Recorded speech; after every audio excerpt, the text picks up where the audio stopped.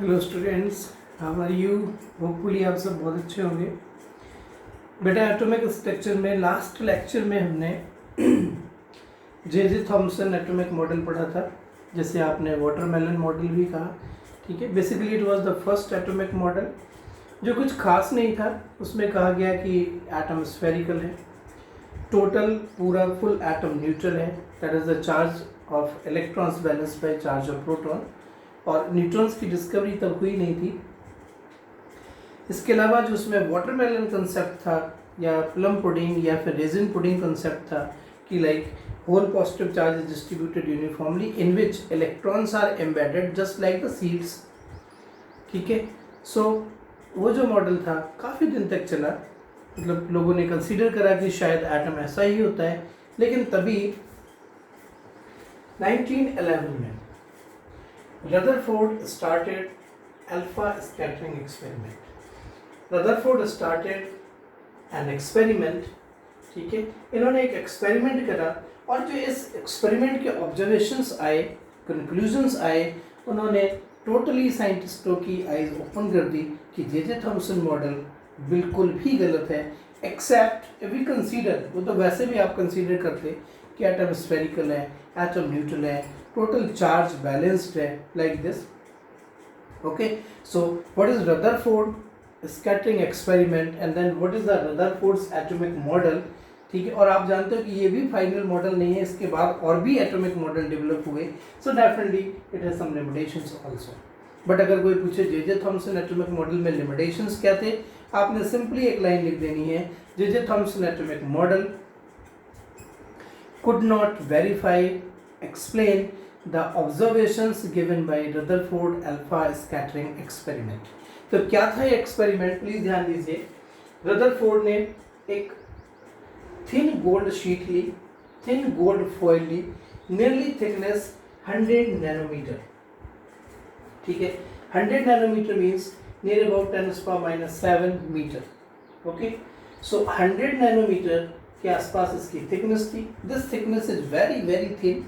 अब यहाँ पे आप कह सकते हो कि इन्होंने गोल्ड फॉइल ही क्यों ली, गोल्ड, प्लेटिनम, ऐसी कोई फॉइल ले सकते थे। First of all, gold foil लेने का जो रीज़न है वो ये है कि गोल्ड एक हैवी मेटल है, प्लेटिनम भी हैवी मेटल है। अगर आप उसमें बार बार किसी पार्टिकल रेस की बम्बार्डमेंट करोगे तो वो जल्दी मेल्ट नहीं करेगा। और इसके अलावा गोल्ड एक ऐसा मेटल है जिसकी आप बहुत थिन शीट बना सकते हो। It is the very characteristic property of malleability. You know, metals have tendency of malleability, but gold में ये कुछ कंपेरेटिवली ज़्यादा ही है। We can prepare a very very thin gold foil, और हमें थिन गोल्ड फॉइल चाहिए थी almost diameter of the atom, ताकि हम जो रेस बम्बार्डमेंट करें हम स्टडी कर पाएँ कि हम एक एटम पर ही बम्बार्डमेंट कर रहे हैं। ठीक है, he took very thin gold sheet and covered by zinc sulphide screen. इधर आपने अल्फा पार्टिकल बीम का सोर्स लेना है, कोई radioactive material like radium. It's a block of lead, क्योंकि ये जो रेडियम होगा इसके अंदर रखा है, it can emit radiations, so to protect from the radiation we take block of lead.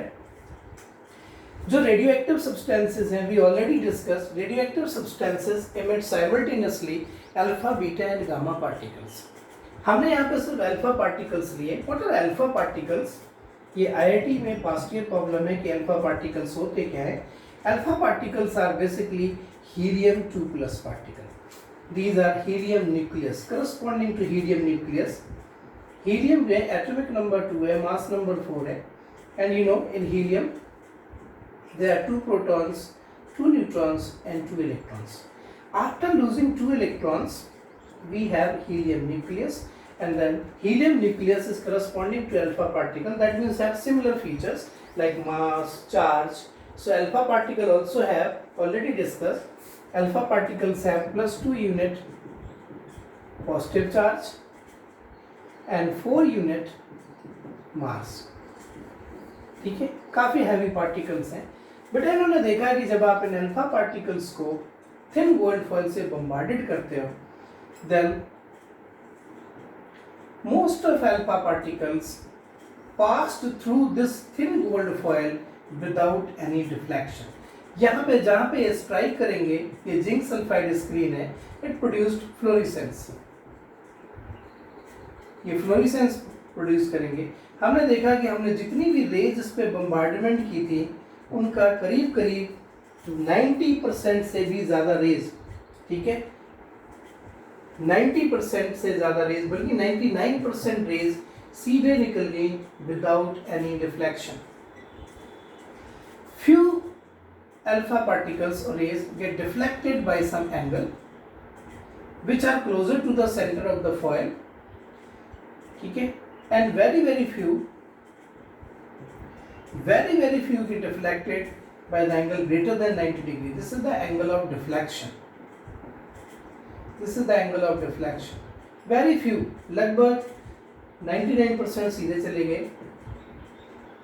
Few alpha particles get deflected from their path which are very closer to the center, and very few alpha particles deflected by greater angle, greater than 90 angle.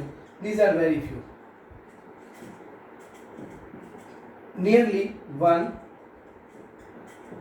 in 20,000, ठीक है, greater than 90. बल्कि कुछ alpha particle ऐसे भी थे और भी rare which retraced their path, ठीक है, रिट्रेस्ड मतलब deflected by 180 angle, very rare. मतलब अगर हम 30-40 हज़ार अल्फा पार्टिकल्स डालेंगे तो शायद एक आध अल्फा पार्टिकल वापस आएगा from their own path, retraced its path. So these are the main observations of alpha particles. These are the main observations of alpha particles जो कि रदरफोर्ड अल्फा स्कैटरिंग एक्सपेरिमेंट में हमने ऑब्जर्व करे। ये तो experiment था। अब इस एक्सपेरिमेंट के बेसिस पर कुछ कंक्लूजन्स निकाले गए। कंक्लूजन्स क्या है?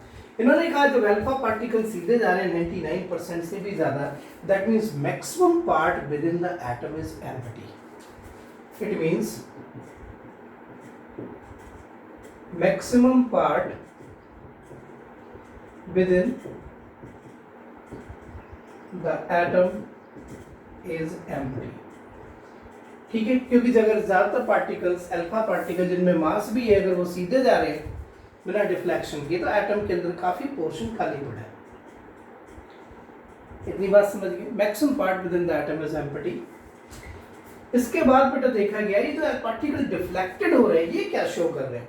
हमें पता है कि अल्फा पार्टिकल्स में पॉजिटिव चार्ज है। जब ये अल्फा पार्टिकल्स हमने बम्बार्डेड किए और बम्बार्डेड करने के बाद ये जो क्लोज टू सेंटर जा रहे थे ऑलमोस्ट, ये डिफ्लेक्शन शो कर रहे हैं, पॉजिटिव चार्ज है। आप जानते हैं लाइक चार्ज रिपेल करते हैं।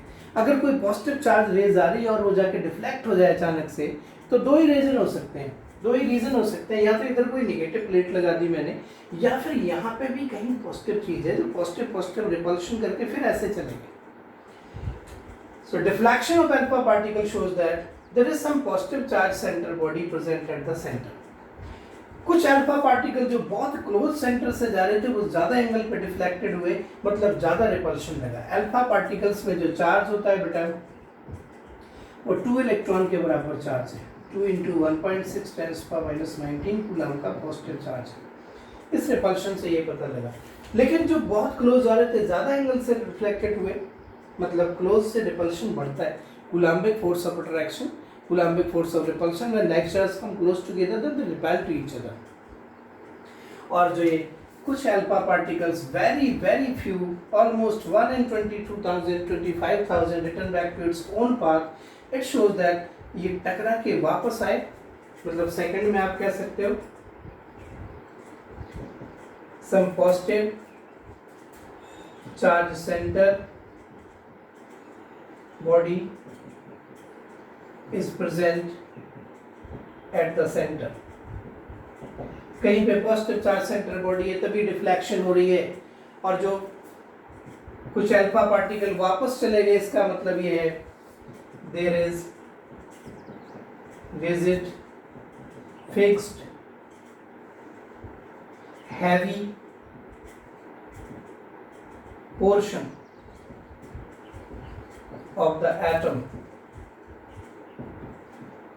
placed at the center of atom carry positive charge. बेटा अगर किसी से कोई चीज़ टकरा के वापस आ जाए इसका मतलब है वो फिक्स्ड है, वो रिजिड है अपनी जगह और उसमें मास है। पॉजिटिव चार्ज से डिफ्लेक्शन शो हो रही थी, लेकिन ये पार्टिकल टकरा के जो वापस आ गए, इनसे पता लगा कि एटम के सेंटर पे कोई एक ऐसी चीज़ है जो बहुत ही रिजिड है, बहुत ही हार्ड है, ठीक है। इसी को बाद में रदरफोर्ड ने न्यूक्लियस कहा। इस तरीक़ा से इसी एक्सपेरिमेंट को हम डिस्कवरी ऑफ न्यूक्लियस के तौर पे जानते हैं। बाद में स्टडी से ये शो हुआ कि जो न्यूक्लियस है it contains neutrons and protons, लेकिन न्यूट्रॉन की डिस्कवरी के बाद ही शो हुआ this is the portion which carry almost whole mass of the atom, क्योंकि जो इलेक्ट्रॉन्स होंगे उनमें मास नहीं होता। So this is the experiment, these are some observations, and finally what is conclusion, that is called the Rutherford atomic model. So the conclusion is this: according to this experiment given by Rutherford, we can say atom consists of mainly two parts. इनके according atom में दो part होते हैं, one is called nucleus, another is called extra nuclear part. एक nucleus है, दूसरा extra nuclear part. Nucleus defined as the small, very small part of the atom in which almost whole mass of atom is concentrated, carry positive charge, that is it contains almost all whole mass of the atom. Nucleus में neutrons, protons और whole मास है। Neutron की discovery बहुत बाद में हुई, मैं साथ में नाम ले रहा हूँ कि nucleus contain neutrons and protons. हालांकि न्यूट्रॉन्स और प्रोटॉन्स के अलावा बहुत से ऐसे पार्टिकल्स हैं जो न्यूक्लियस में प्रेजेंट होते हैं, जो बाद की डिस्कवरीज में आपको पता लगेंगे। And second one is the extra nuclear part. Extra nuclear part is the surrounding part of the nucleus which contains electrons. ये बाहर इलेक्ट्रॉन्स हैं और इसके सेंटर पे न्यूक्लियस है। ये इन्होंने ये कंक्लूजन करा, साथ में इन्होंने ये भी कहा कि जो एटम है it is just like a solar और प्लेनेटरी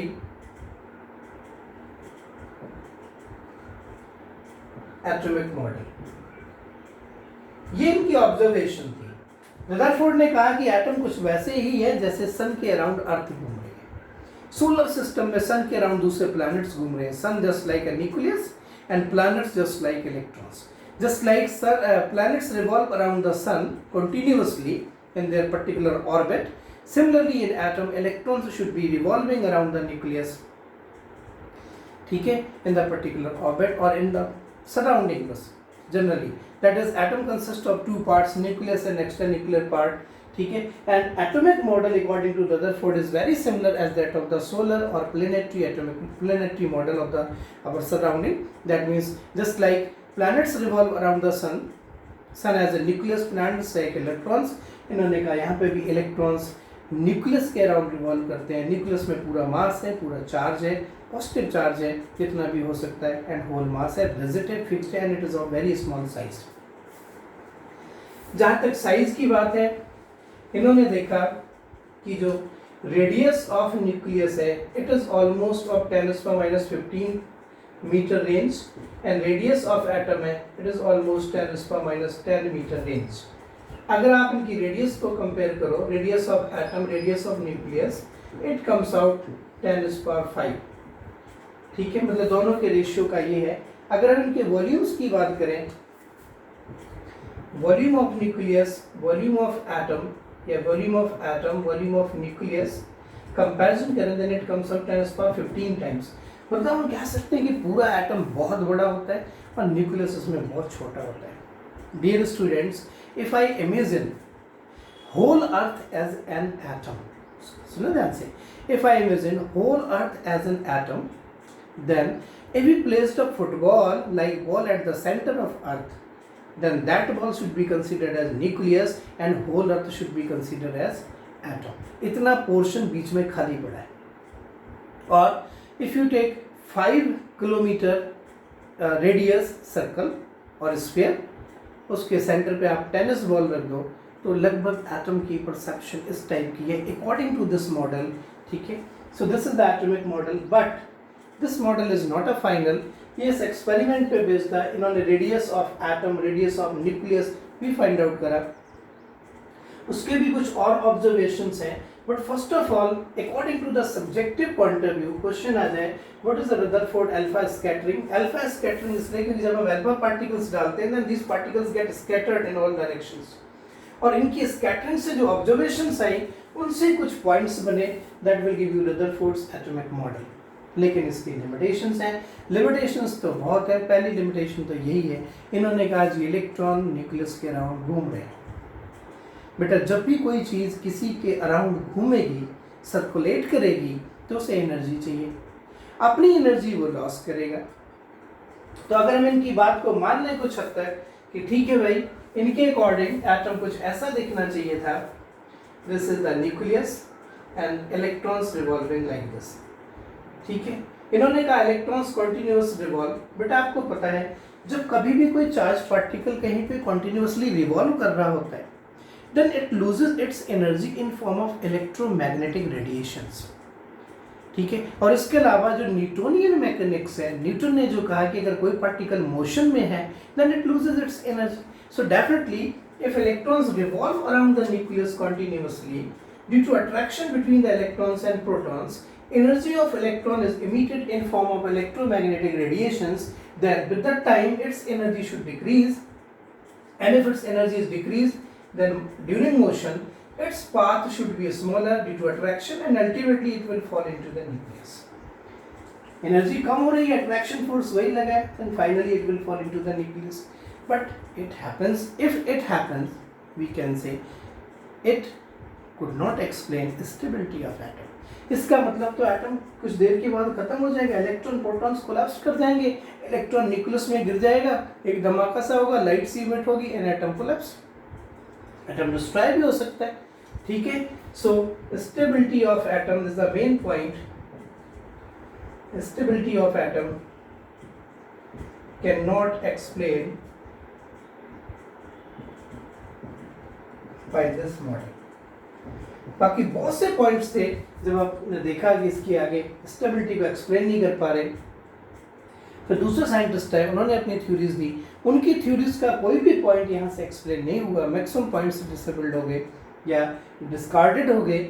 सो रदरफोर्ड एटॉमिक मॉडल में फाइनली फिर फर्दर स्टडी करनी शुरू हुई, न्यू मॉडल डेवलपमेंट की बात आ गई, that is the Bohr's atomic model. So just like to write down the answers, what are alpha particles, what is discovery of nucleus, what is Rutherford alpha scattering experiment, charge and mass on alpha particles, Rutherford atomic model is what, that is it contains nucleus and extranuclear part, what is nucleus, ये nucleus में क्या है, extranuclear part में क्या है, radius of atom और radius of nucleus का comparison करा आपने। ठीक है, और इसके एटॉमिक मॉडल को देखा। बट जो बेसिक कंसेप्ट था एटॉमिक मॉडल का कि अगर इलेक्ट्रॉन ऐसे घूमते रहेंगे, आपको पता है सन के अराउंड प्लैनेट्स घूम रहे हैं, लेकिन इसका मतलब ये नहीं कि वो प्लैनेट सन पे जाके गिर जाएंगे, वो बैलेंस्ड है। क्यों?